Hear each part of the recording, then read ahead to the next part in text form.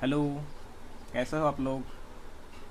आशा करता हूँ आप लोग अच्छे होंगे और पढ़ाई भी अच्छे कर रहे होंगे। प्रिंसिपल ऑफ रेजुलेशन क्या है? कितने लोग होते हैं जो बुक पढ़ते हैं या मतलब पढ़ते हैं तो लेखक क्या कहना चाहता है, राइटर क्या कहना चाह रहा है, वो उस बात को नहीं समझ पाते हैं। मतलब पूरी तरह से उसको इस उस जैसे जैसे यहीं आप देख लो कि जब बोल रहा है कि algebraic sum of the resolved part of a number of force in a given direction is equal to resolve part of the resultant in the same direction। सबसे पहले हम रिजोल्यूशन क्यों करते हैं?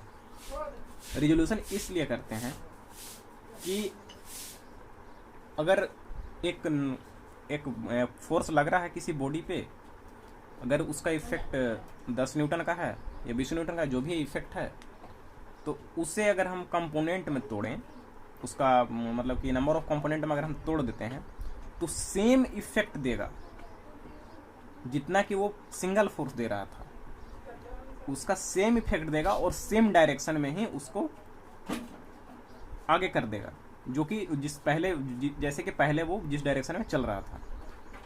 अगर वो मान लो कि अगर 10 न्यूटन का फोर्स लग करके सिर्फ सिंगल फोर्स, अगर वो मोशन में था कुछ वेलोसिटी उसमें होगी, तो अगर उसका हम नंबर ऑफ ये कंपोनेंट में तोड़ते हैं, 2 3 4 जो भी है, तो उसको अगर हम अप्लाई करते हैं तो नंबर ऑफ कंपोनेंट को तोड़ने पर अगर समीशन ऑफ हॉरिजॉन्टल और समीशन ऑफ हॉरिजॉन्टल, अगर हॉरिजॉन्टल डायरेक्शन ऑफ फोर्स लग रही है तो समीशन ऑफ हॉरिजॉन्टल का वैल्यू जो होगा वो इक्वल टू आ जाएगा जो फोर्स सिंगल लग रहा था उसके बराबर। हॉरिजॉन्टल कंपोनेंट का जितना भी वैल्यू है वो सिंगल फोर्स के बराबर आ जाएगा।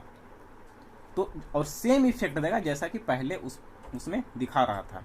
मान लो कि अगर ये एक बॉडी है, एक बॉडी जा रहा है और 40 न्यूटन का यहाँ से फोर्स लगा रहा है, और ये मान लो कि वेलोसिटी इसका जो है से 20 मीटर पर सेकंड है। तो अगर हम यहाँ से 40 न्यूटन का फोर्स लगा, अगर इसको हम तोड़ने स्टार्ट करें, कुछ एंगल पे लग रहा है ये तो 40 न्यूटन, तो ये अगर इसे हम तोड़ना स्टार्ट करें नंबर ऑफ कंपोनेंट पे, तो इसका जो जब तोड़ेंगे तो सारे हॉरिजॉन्टल कंपोनेंट को अगर हम ऐड करें तो एक सिंगल जो ये फोर्स लग रहा है इसका, इसके बराबर आ जाएगा हॉरिजॉन्टल का, और सेम इफेक्ट देगा जैसे कि ये दे रहा था।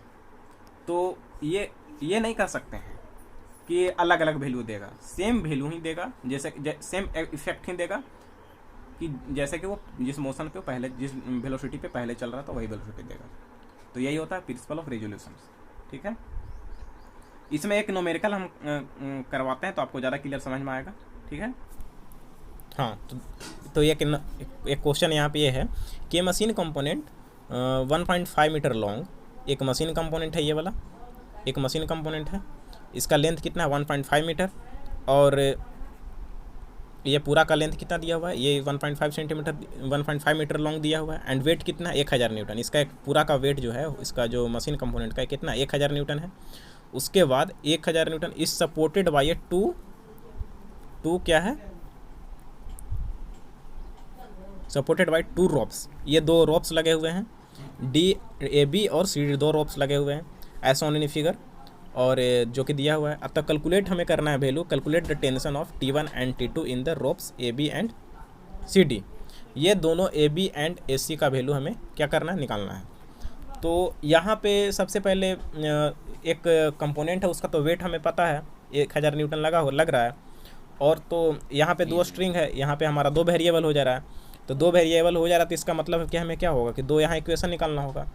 तो 2 इक्वेशन, अगर एक वेरिएबल है तो एक इक्वेशन में मेरा सोल्व हो सकता है, लेकिन यहाँ पे 2 वेरिएबल है तो 2 इक्वेशन हमारा निकालना ही पड़ेगा। तो यहाँ से हम क्या करेंगे कि सारे दोनों स्ट्रिंग है वो एक 45 डिग्री पर लग रहा है CD, और एक जो लग रहा है AB वो 60 डिग्री पर लग रहा है। तो यहाँ पे एक CD जो है वो 45 पे लग रहा है और AB जो है वो कितना पे लग रहा है, 60 डिग्री पे लग रहा है। अब यहाँ पे हम क्या करेंगे कि जो दिया हुआ है वैल्यू उसको 2 इक्वेशन बनाएंगे। तो सबसे पहले ये दोनों जो T2 है उसको हम क्या तोड़े, किस में तोड़ेंगे, T2 को हम तोड़ेंगे उसको एंगल पर दिया हुआ 45 डिग्री के एंगल पे दिया हुआ है। तो इसको एक वेट है, तो वेट तो इसका हमेशा पर नीचे लगेगा, नॉर्मल डायरेक्शन में लगेगा नीचे की ओर। तो ये वेट तो हमारा यहाँ पे 1000 न्यूटन हो जाएगा यहाँ पे पूरा। ठीक है, 1000 न्यूटन हमारा हो जाएगा। लेकिन यहाँ पे जो एंगल है उसको हम एक वर्टिकल में तोड़ देंगे इस तरह से और इस तरह से तोड़ देंगे, तो ये हो जाएगा हमारा कितना, ये हो जाएगा ये T2 T2 sign T2 cos 45 degree, और यहाँ पे T2 साइन के टर्म आ जाएगा यहाँ से T2 साइन 45 डिग्री। और इसी तरह से यहाँ पे हम करेंगे बराबर, यहाँ पे क्योंकि ये इसका डायरेक्शन क्या है, लेफ्ट राइट साइड में है, तो पॉजिटिव जा रहा है यानी फर्स्ट क्वाड्रेंट में, और इसका डायरेक्शन हो जाएगा जो T2 यहाँ पे डायरेक्शन है उसका क्या हो जाएगा, अगर इसको हम तोड़ते हैं तो क्या हो जाएगा, इस तरह से टूटेगा ना, इस तरह से, तो इस तरह से टूटेगा T1, ये T1 कितना हो जाएगा, कॉस के टर्म में हो जाएगा ये वाला कंपोनेंट, और ये वाला कितना हो जाएगा, साइन के टर्म में हो जाएगा, तो T1 साइन समथिंग जो भी होगा, तो T1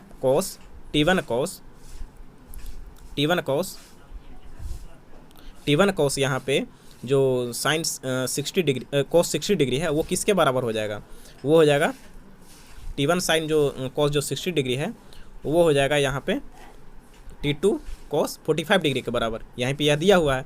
उसी तरह से यहाँ से हम T1 बराबर कुछ वैल्यू लिख लेंगे, T1 बराबर हम ले आएंगे कॉस 45 बटा कॉस 60 डिग्री इंटू T2, यह यहाँ से इक्वेशन हमारा 1 आ जाएगा, जो कि यहाँ T1 बराबर हम लिख लेंगे 1.414 T2 हो जाएगा।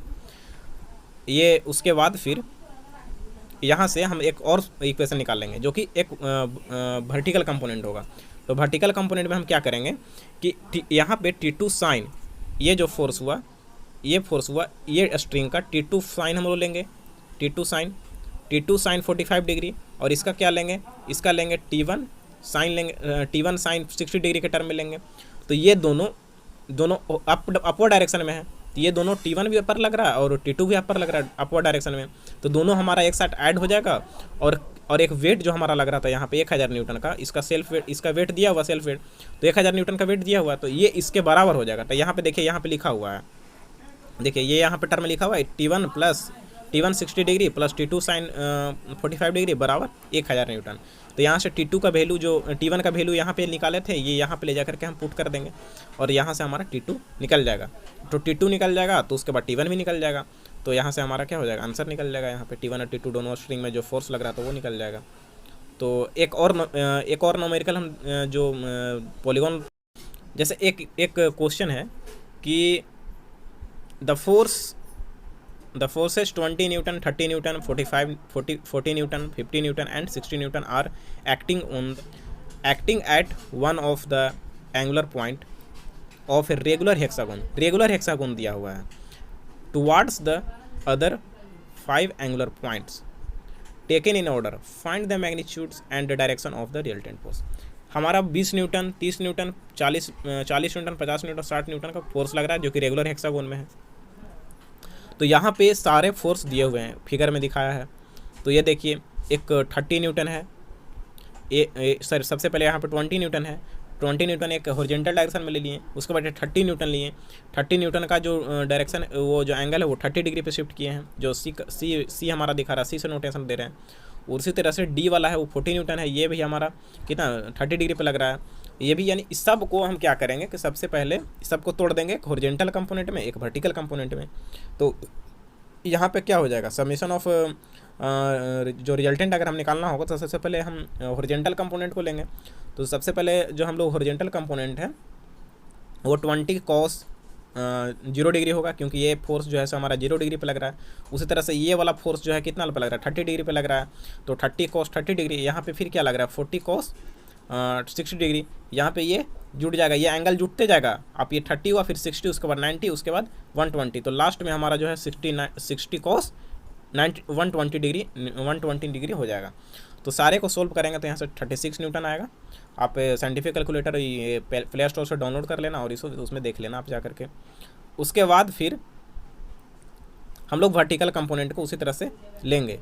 तो वर्टिकल कंपोनेंट में क्या होगा कि यहाँ पे समीशन ऑफ, यहाँ पे क्योंकि यहाँ पे सब वर्टिकल कंपोनेंट तो 0 हो जाएगा, क्योंकि यहाँ पे हमारा जो है फोर्स जो लग रहा है वो 20 न्यूटन ये हॉरिजॉन्टल डायरेक्शन में पूरे लग रहा है, किसी भी कोई एंगल पे बना के नहीं लग रहा है। तो यहाँ पे जो वर्टिकल कंपोनेंट है ये वाला 0 हो जाएगा, तो इसलिए यहाँ पे साइन 20 साइन 0 डिग्री लिए हैं। और अगला लेंगे हम लोग, इसका हम लोग तोड़ेंगे।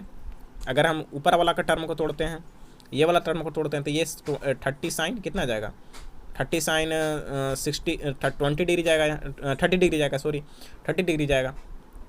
ये हो जाएगा। उसी तरह से इसको लेंगे, ये वाला को लेंगे, उसी को हम 50 साइन 90 डिग्री लेंगे। इसी तरह से इसको 60 साइन 120 डिग्री लेंगे। यहाँ से समीशन ऑफ वी और समीशन ऑफ एच निकाल देंगे। दोनों निकालने के बाद फिर रिजल्टेंट निकाल देंगे। ये रिजल्टेंट बराबर होता है, जानते हो फॉर्मूला, आर बराबर summation of H square plus summation of V square बराबर 30। यहाँ से निकालने पर हमारा 155.8 न्यूटन आ जाएगा। उसी के बाद हम एंगल यहाँ से निकाल देंगे। एंगल निकालने के बाद ये हमारा पूरा वैल्यू आ जाएगा। तो 76.6 डिग्री हमारा एंगल आ जाएगा। और फिर यहाँ पे हम लोग क्वाड्रेंट चेक कर लेते हैं कि अगर हमारा वैल्यू हॉरिजॉन्टल और वर्टिकल का दोनों अगर पॉजिटिव नेगेटिव में जा रहा है तो उसके अकॉर्डिंग हम लोग एंगल भी ले लेते हैं। ठीक है, तो यहाँ से दो न्यूमेरिकल हम बता दिए हैं आपको। और आगे को आप ट्राई कीजिएगा। जितना से ज़्यादा प्रैक्टिस कीजिएगा उतना ज़्यादा आपका बेहतर होगा, ज़्यादा से ज़्यादा आप कर पाओगे, आंसर दे पाओगे। थर्ड क्वेश्चन देखते हैं यहाँ पे। तो यहाँ पे दिया हुआ है कि the following forces act at A point, दिया हुआ है 20 Newton inclined eight 30 degree towards north east. तो यहाँ पे जो 20 न्यूटन है, ये 20 न्यूटन है, ये वाला चीज़ 20 न्यूटन ये लग रहा है नॉर्थ ईस्ट। तो सबसे पहले ये हम यहाँ से निकाल लेंगे। ये होता है नॉर्थ, ये होता है साउथ, ये होता है वेस्ट, ये होता है ईस्ट। अब बोला क्या हमें कि 20 Newton inclined eight 30 degree towards north east. तो नॉर्थ ईस्ट हमारा कौन हो जाएगा? नॉर्थ ईस्ट हमारा हो जाएगा ये वाला हो जाएगा, क्योंकि ये नॉर्थ हो गया, ये ईस्ट हो गया। तो ये नॉर्थ और ये नॉर्थ, ये ईस्ट हो जाएगा। ये दोनों के बीच में ही लगेगा 30 degree towards north of the east हो जाएगा। तो यानी यहाँ से हम 30 न्यूटन ले लेंगे। उसके बाद फिर बोल रहा है कि 20 न्यूटन टुवर्ड्स नॉर्थ। तो 20 न्यूटन हमारा सिर्फ नॉर्थ बोला था, यहाँ पे हम सिर्फ नॉर्थ में निकाल देंगे। उसके बाद बोल रहा है कि 30 न्यूटन टुवर्ड्स नॉर्थ वेस्ट। तो नॉर्थ वेस्ट में यानी कि नॉर्थ ये हो जाएगा और वेस्ट ये हो जाएगा। तो 30 न्यूटन हम यहाँ से नॉर्थ वेस्ट में ले लेंगे। यानी कि अगर कुछ नहीं बोल रहा है तो हम लोग नॉर्थ वेस्ट बोला है, तो हमारा अगर ये वैल्यू अगर दोनों के बीच का एंगल अगर 90 डिग्री है तो इसका आधा ले लेंगे हम लोग। अगर एंगल नहीं दिया तो 45 पे ले लेंगे। तो नॉर्थ वेस्ट में चला जाएगा, हमारा प्योर नॉर्थ वेस्ट में जाएगा। उसी तरह से बोल रहा है यहाँ पे कि 35 newton inclined at 45 degree towards the south of west. South of west बोला है, यानी साउथ से हमको एंगल लेना है 40 डिग्री। यहाँ पे भी बोल रहा था कि नॉर्थ ऑफ ईस्ट, यानी ऑफ यानी किससे, ईस्ट से हमको 30 डिग्री लेना है, नॉर्थ की ओर, नॉर्थ डायरेक्शन में लेना है। इसी तरह से यहाँ भी बोला कि 35 न्यूटन जो हम लोग फोर्स लेंगे वो 35 न्यूटन किससे लेने के लिए बोल रहा है? वेस्ट से बोल रहा है ना, वेस्ट से। तो वेस्ट से हम लोग ईस्ट की ओर 40 डिग्री हम लोग एंगल लेंगे और उसके बाद ये 35 न्यूटन ड्रॉ कर देंगे। तो इसके बाद हम क्या करेंगे, सारे फोर्स को तोड़ेंगे हॉरिजॉन्टल और वर्टिकल कंपोनेंट में। तोड़ने के बाद ये सबको हॉरिजॉन्टल का अलग वैल्यू निकालेंगे और वर्टिकल का अलग वैल्यू निकालेंगे। और निकालने के बाद हम लोग एक रिजल्टेंट निकालेंगे। रिजल्टेंट निकालने के बाद उसके बाद फिर थीटा निकाल देंगे। थीटा निकालने के बाद क्या होगा, थीटा निकालने के बाद हमारा सारा वैल्यू आंसर आ जाएगा। तो और जनरली ना जब हम लोग ट्रायंगल ला पता रहे थे तो उसमें फोर्स को दोनों डायरेक्शन में इसलिए तोड़ते रहते हैं क्योंकि अगर हम तोड़ने के लिए तो तोड़ सकते हैं 3 डायरेक्शन 4 डायरेक्शन 5 डायरेक्शन तोड़ोगे अभी आप, लेकिन उसमें क्या होगा कि जितना ज़्यादा डायरेक्शन में तोड़ोगे उतना ज़्यादा आपको कॉम्प्लिकेटेड होते चला जाएगा, मतलब लेंदी हो जाएगा, आपको आंसर लाने में दिक्कत होगी बहुत ज़्यादा। मान लो कि अगर एक फोर्स दिया हुआ है, ये अगर फोर्स दिया हुआ है यहाँ पे ये 30 न्यूटन को, अगर इसको आप स्प्लिट करोगे तो कंपोनेंट में तोड़ोगे तो मान लो कि 1-2 कंपोनेंट में तोड़ते हो तो आसानी से बन जाता है, लेकिन अगर 3 कंपोनेंट में 4 कंपोनेंट में 5 कंपोनेंट में तोड़ोगे तो फिर बहुत ज़्यादा लेंदी हो जाएगा, टाइम कंज्यूमिंग हो जाएगा। इसलिए हम लोग ज़्यादा कंपोनेंट में नहीं तोड़ते हैं, हम लोग दो कंपोनेंट में तोड़ करके आंसर हम लोग ले आते हैं। तो इसीलिए हम लोग नहीं यूज करते हैं। और ट्रायंगल जो होता है हमारा हमेशा 2 कंपोनेंट के लिए ज़्यादा यूज होता है, और 2 से ज़्यादा कंपोनेंट में हमको दिया हुआ है तो उसके लिए हम लोग पॉलीगॉन मेथड का यूज़ करते हैं, जो कि हम आपको ये सब क्वेश्चन बताए हैं, ये सब पॉलीगॉनों में आते हैं। और आगे हम मूवमेंट स्टार्ट करेंगे तो मूवमेंट में हम बता देंगे, और बाकी बॉयज नोटेशन ये सब है वो सब हम बता देंगे। तो आप लोग जितना ज़्यादा से ज़्यादा मेहनत कीजिए, अच्छे से पढ़िए और ज़्यादा अच्छा रहेगा, जितना ज़्यादा सर प्रैक्टिस कीजिए। और एक खुरमी का बुक बनाइए, ज़्यादा बेहतर है, नहीं तो फिर अगर सेमेस्टर पास करना है तो फिर वही पढ़िए, कोई फ़र्क नहीं पड़ता है। सेमेस्टर पास करने के लिए क्या है, कुछ भी नहीं है, कुछ हल्का फुल्का पढ़ लीजिएगा काफ़ी है, सेमेस्टर पास हो जाइएगा। वो इतना लोग तो क्वेश्चन बैंक से ही पढ़ रहे हैं, उससे भी पास हो जाएंगे। तो प्लीज़ थोड़ा सा जिन्हें आगे जाना है तो उनके लिए तो पढ़ना ही पड़ेगा ना अच्छे से। अगर आप एसएससी जे लेवल में जाओगे, तैयारी करोगे, या फिर आप किन्हीं को बड़े बड़े पोस्ट पे जाना है तो वो सब अच्छे से तैयारी करेंगे तभी तो जाएंगे।